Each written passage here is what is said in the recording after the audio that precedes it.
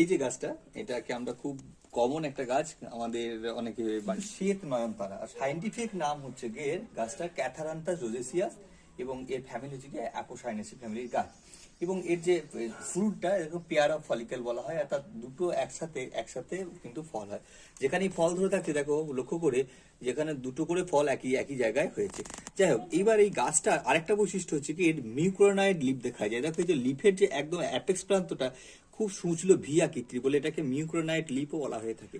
তো গুরুত্বপূর্ণ medicinal important একটা গাছ। এই আমরা জানি যে বলতা, মৌমাছি, এই সমস্ত কামড়ায়, তাহলে এর রস, পাতার রসটা দিলে খুব খুব তাড়াতাড়ি পেনটা রিলিফ হয়, যন্ত্রণা থেকে রিলিফ পাওয়া যায়, একটা প্রথমত কথা। আর দ্বিতীয়ত একটা দারুণ ইম্পর্টেন্ট একটা জায়গা, সেটা এর যে রুটটা, সেই রুটের পাল্পটা থেকে কিন্তু মেল সেক্স, বিভিন্ন রকমের যাদের ইনফার্টিলিটির প্রবলেম আছে বা বিভিন্ন রকম মেল সেক্সের সমস্যা আছে, সেই সমস্ত কিউরেবল।